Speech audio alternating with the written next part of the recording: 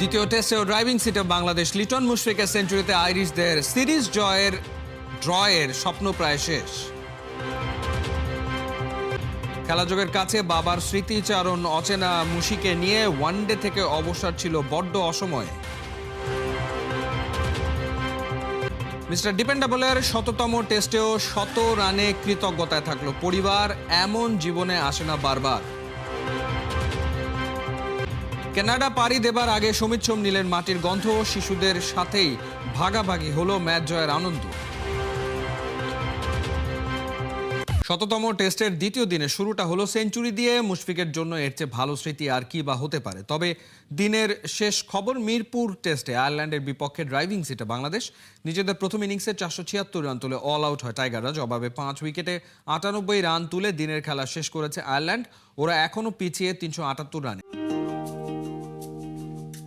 Not out 99 কথাটা শোনায় প্রাচীন যুগে জন্ম নেওয়া কোনো এক ছোট গল্পের মতো। একটা মাত্র রানের ব্যাপার, কিন্তু তার ইফেক্ট যেন আকাশ ভেদ করে যায় মহাকাশের পথে।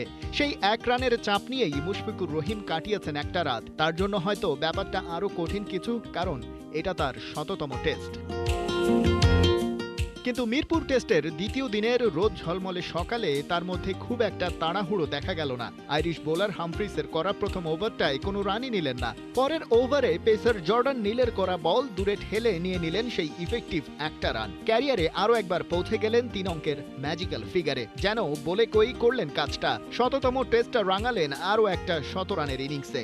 এর আগে মাত্র ১১ জনের আছে এই কীর্তি। আর অস্ট্রেলিয়ান কিংবদন্তি রিকি পন্টিংই একমাত্র ক্রিকেটার যার ১০০তম টেস্টে আছে ডাবল সেঞ্চুরির নজির। ইতিহাস গড়ার এই দিনে মুশির সাথে ছিলেন লিটন কুমার দাস। তিনি খানিক বাদেই 50 পূরণ করলেন।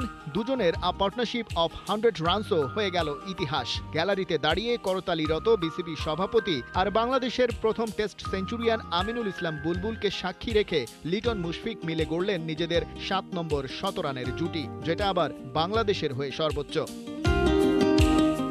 মুশি অবশ্য ইনিংসটা আর বেশি সময় ক্যারি করতে পারেননি। স্পিনার হামফ্রিসের বলটা পেয়ে গিয়েছিল আনএক্সপেক্টেড টার্ন অ্যান্ড বাউন্স।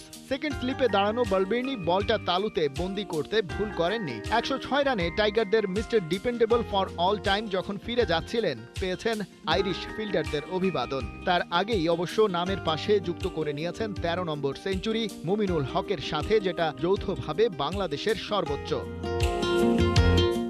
বাংলাদেশের বাকি গল্পটা টেনে নিলেন লিটন দাস, সাথে মেহেদী মিরাজ। লিটনের সেঞ্চুরিটার জন্য অপেক্ষা করতে হয়নি খুব বেশি। ক্যারিয়ারের ৫ নম্বর আর হোম অফ ক্রিকেটে নিজের দ্বিতীয় ফার্স্ট ক্লাস ম্যাচের হিসেবে এটাও তার ১০০তম লড়াই। সেটাই রাঙালেন শতক দিয়ে। যদিও অপেক্ষাটা একটু দীর্ঘই হয়ে গেছে। সবশেষ টেস্ট সেঞ্চুরি এসেছিল তার রাওয়ালপিন্ডিতে গেল বছরের আগস্টে পাকিস্তানের বিপক্ষে। ওদিকে রিভিউ নিয়ে বেঁচে যাওয়া মেহেদী মিরাজ অবশ্য নিজের ইনিংসটা লম্বা করতে পারেননি খুব একটা। লিটনের সাথে ১০০ রানের পার্টনারশিপ করে ফিরে যান ব্যক্তিগত ৪৭-এ। আর পল স্টার্লিং এর হাতে ক্যাচ তোলার আগে লিটন স্কোরবোর্ডে জমা করেছেন ১২৭। লেজের দিকের ব্যাটাররা খুব একটা সুবিধা না করতে পারায় বাংলাদেশ গুটিয়ে যায় ৪৭৬ রানে। রানের পাহাড় তৈরি করায় চাপমুক্তভাবেই ফিল্ডিংয়ে নামে টাইগাররা। ওদিকে আয়ারল্যান্ড পড়ে ব্যাটিং বিপর্যয়ে। মিরপুরের উইকেট হাতের তালুর মতো যেন চেনা হাসান মুরাদ তাইজুলদের। ৯৪ রান তুলতে নেই ওদের প্রথম ৫ উইকেট। মুরাদের নামের পাশে জোড়া উইকেট। খালেদ, তাইজুল আর মিরাজ মিলে শিকার করেছেন একটি করে। আয়ারল্যান্ড দিন শেষ করেছে ৯৮ রানে। ওরা এখনও পিছিয়ে ৩৭৮ রানে। সর্বোচ্চ স্কোরার ওপেনার পল স্টার্লিং করেছেন ২৭। মুশফিক নিজে কখনো কল্পনা করেননি বাংলাদেশি কেউ ১০০ টেস্ট খেলবেন। ১০০তম টেস্টে সেঞ্চুরি যেন তার জন্য সোনায় সোহাগা। দারুণ এই অর্জন উৎসর্গ করলেন তার দাদা দাদি ও নানা নানিকে। তবে বড় করেই ধন্যবাদ দিলেন সহধর্মিনীকে। দিন শেষে প্রেস কনফারেন্সে ২০ বছরের ক্যারিয়ার ও বাংলাদেশের ক্রিকেট নিয়ে ভাবনা জানিয়েছেন মুশফিক। তবে একটু অন্যদের তুলনায় বেশি প্র্যাকটিস করি, বাট এটা পসিবল কখনোই হতো না যদি আমার ঘরে এরকম একটা এনভায়রনমেন্ট না থাকতো। এবং আপনারা কজন জানে না, আমরা জয়েন্ট ফ্যামিলি থেকে বিলং করি। তো দেখা যায় যে আমার ওয়াইফের ওপর যে এক্সপেকটেশনটা আছে এবং সবাইকে ওইভাবে ম্যানেজ করা, কিছু হলেই ওকে ফোন দিয়ে এটা প্রবলেম বা এটা বা আমার যতটা এজেন্সি আমার দিক থেকে না আসা পর্যন্ত ও যদি সব কিছু করতে পারে সেগুলো ম্যানেজ করা, তো ইটস এ হিউজ থিং। তো এটা আমি বলবো যে আমার এটা অনেক বড় স্যাক্রিফাইস। হ্যাঁ, যদিও ওই সময়গুলো হয়তো বা আমি আর ফিরে পাবো না, কারণ আমার দুটো বাচ্চা আছে সেই সময়গুলো। তারপরে ধরেন রাতে স্বাভাবিক ছোট বাচ্চারা সারা রাত ঘুমায় না, but I didn't had a one single sleepless night to be honest.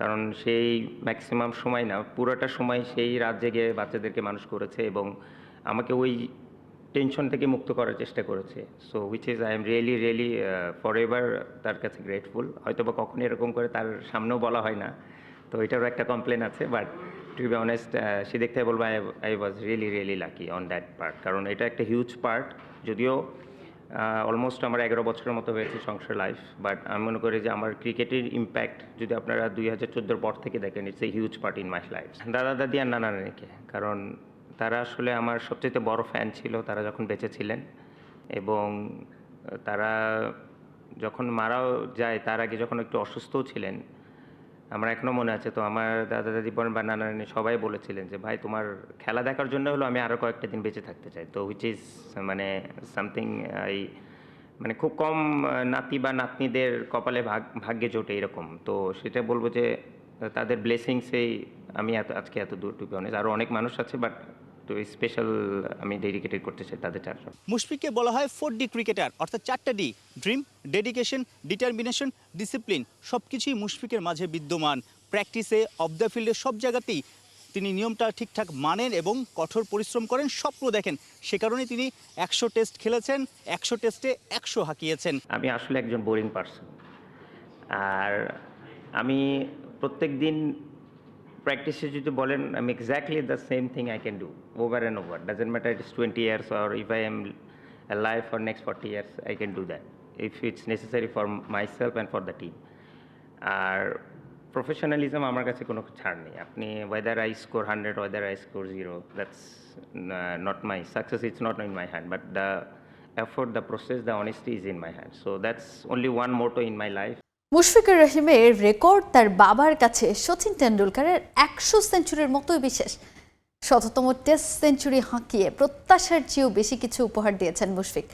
Career জুড়ে গুছিয়ে চলার কারণেই এত দূর আসতে পেরেছে সন্তান, বলেন মুশির বাবা মাহবুব হাবিব।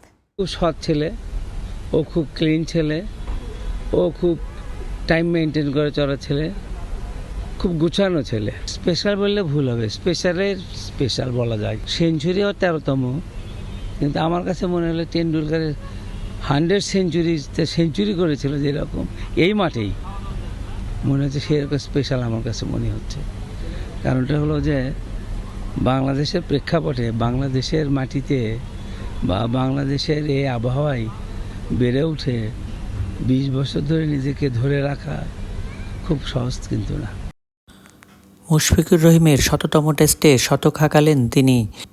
এমন কীর্তি বিশ্বের 11তম ক্রিকেটার হিসাবে এলিট শ্রেণীর ক্লাবে নাম লেখালেন মুশফিকুর রহিম।